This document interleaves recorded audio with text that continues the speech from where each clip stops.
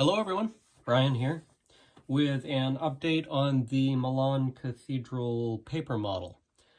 So I've said before that I'm truly an amateur at paper models. This is not something I have ever done ever in my life, and so I'm very much learning as I go.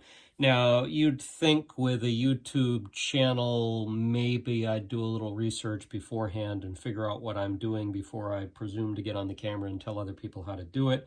But that's not the way I roll, unfortunately, and so I think I've given you some bad information.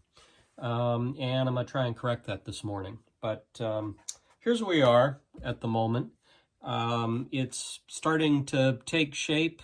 I've begun some of the small parts here along the nave, but what was at one point sort of flimsy and floppy has started to get a little bit of heft to it, and is coming along okay for a first attempt at something this complicated. But here's the bad information. So I don't have one of them down here before, but I was talking about the markers that I'm using to color in the crease lines here. Well, that's mistake number one. I read somewhere the other day, and it seems obvious in retrospect, that you don't want, a better thing to use is pencils, colored pencils rather than markers. Perfectly obvious in retrospect, you don't want to be adding moisture to a paper model anywhere, because that's how you're going to end up with things warping. And so a pencil, even crayons, chalk, anything that's dry is better than markers for this kind of thing. So I will be digging out a set of artist pencils here this week, and we'll start using those instead. That's one item. The other thing I'm seeing is a recommendation, at least in some quarters, that you use a solvent-based glue rather than a water-based glue. Now I've been using this, and I've really been loving this. This was the glue that had the precision tip to it on one side and then had a wider applicator on the other side. However, this is water-based. Now, I really haven't seen a problem with this, especially when I'm putting on little pieces like this and I'm putting just a tiny dot of glue in 3 or 4 places along each side. It doesn't seem to cause an issue. I did notice on the big tab under here when I came across there, that seemed to introduce a slight bend in the paper that I didn't need. So for, kind of heavier applications, apparently water-based glue is a bad idea. What I'm going to try, again, I'm not trying to endorse any brands here.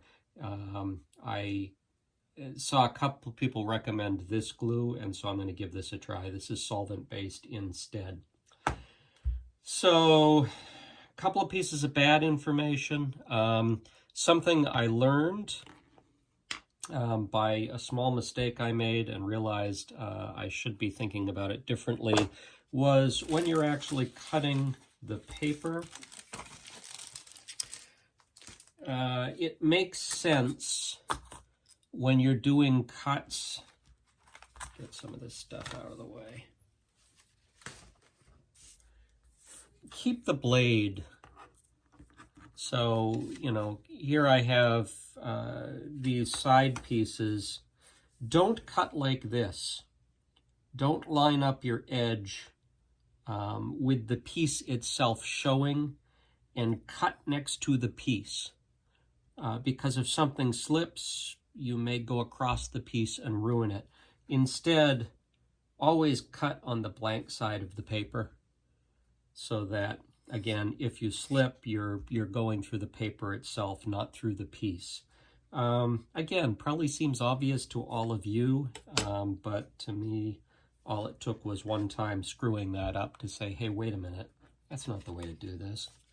And then the other, something I noted in my other videos is I've been working with these, with these fantastic little hand clamps. The problem is, um, you've got so much to clamp here, and you've got to put things inside. You've really got to have some reach to those. And I use these for clamping a lot, but they're not very long. And so I said the other day I was going to go out and try and find longer versions of these. Well, I did. For like $9, I was able to get 6 of these, and you see the difference in length there. So these have already proved very handy in really getting in and clamping down things that I couldn't reach with this.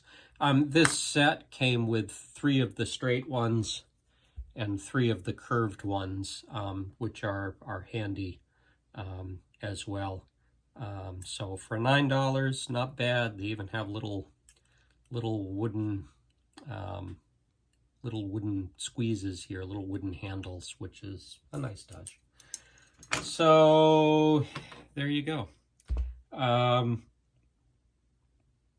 don't even know how long I'm into this for now. I've been sitting down in the evening and putting together 2 or 3 parts a night, and I really haven't been keeping track. But I'm not going to be surprised if this turns into I don't know, probably I want to say a 20-hour model is what I'm thinking by the time all is said and done. Maybe longer, given all the tiny little spires that have to be placed on this model in the end. But anyway, it's coming out pretty nice. I'm pretty happy with it.